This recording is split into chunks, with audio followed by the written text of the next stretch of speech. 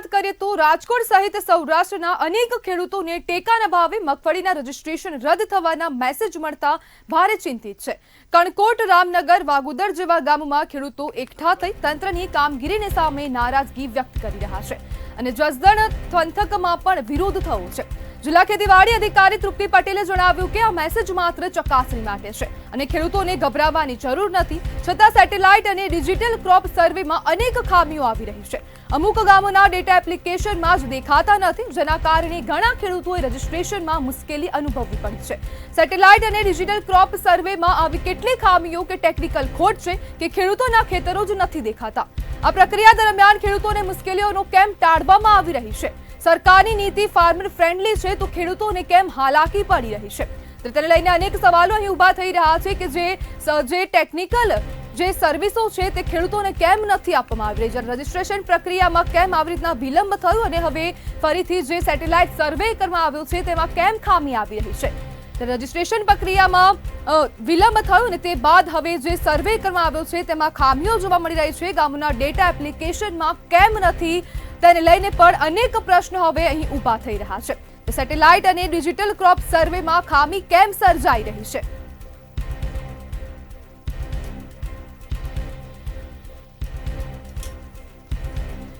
તરફ સાથે ખેડૂત આગેવાન મહિપાલસિંહ જાડેજા જોડાઈ ગયા છે। મહિપાલભાઈ, મગફળી ખેતરમાં છે તો સર્વે કેમ નથી થતો? જી નમસ્કાર, આપના માધ્યમથી તમામ ખેડૂતોને રામ રામ।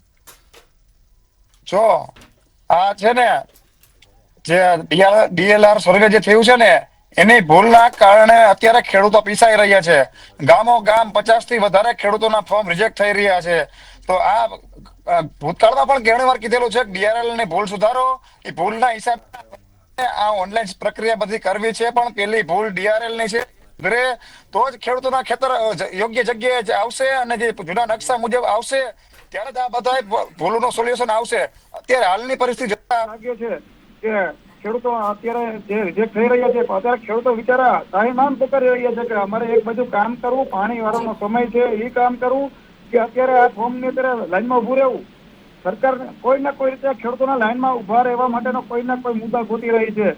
હું તેના પણ આગેવાનોને પણ કહું છું, તમે કાંઈક તો ખેડૂત માટે લડો, ખેડૂતોના પ્રશ્નોના વળી થવો। ખેડૂતનો એક મુદ્દો હતો કે તમે તાત્કાલિક ધોરણે ડીએલઆરમાં જે ભૂલ થઈ છે ભૂતકાળમાં એ ભૂલ સુધારો, ત્યારબાદ તમારે કોઈ પણ પ્રક્રિયા ઓનલાઈન કરશો તો જ માન્ય રહેશે અને યોગ્ય સ્થાન જ દેખાડશે। ત્યારે આ જે ભૂલ થઈ છે। મહિપાલભાઈ, સરકાર કોને સાચી માને, ખેડૂતોની આંખોને કે પછી સેટેલાઇટને? ખેડૂતોની આંખોને સાચી માને, સેટેલાઇટ સાચી માને છે। આ લોકો પણ સેટેલાઇટની જે ભૂલ છે તે ભૂતકાળના આધારે જો સર્વે આવનારા દિવસોમાં પણ કરશે તો આ જ પ્રશ્ન આવીને ઉભો રહેવાનો છે। પેલા જે જૂની ભૂલ છે એ સુધારો, ત્યારબાદ તમે નવું કાંઈ પણ લાવો, ખેડૂત માટે અપડેટ કરો। હવે જે જૂની ભૂલ છે એ તમારે સુધારવી નથી અને ખેડૂત માટે કાંઈક ને કાંઈક નવું લઈ આવવું છે તો આ પ્રશ્ન બનવાના જ છે। ગામો ગામ 50 થી વધારે ખેડૂતોને અમને ફોન આવે છે કે અમારે હવે શું કરવાનું? આ ઓફલાઈનમાં છે ને પાછું એવું કે છે કે સર્વે ત્યાંના ઓફલાઈન સર્વે કરી ફોર્મ ભરી અને આ માન્ય કરવામાં આવશે, પણ 3 દિવસનો સમય આપ્યો છે તો 3 દિવસમાં કેટલા ગ્રામ સેવકો છે? એક તો ગ્રામ સેવકોની પણ ઘટ છે વિસ્તાર વાઇઝ। તો આ ક્યારે પ્રક્રિયા થશે? આ ખેડૂતોનો અન્યાય થાય છે। વેનખેડ પ્રકારે ખેડૂતોની મગફળી ન લેવા કાવતરું પણ દેખાય છે।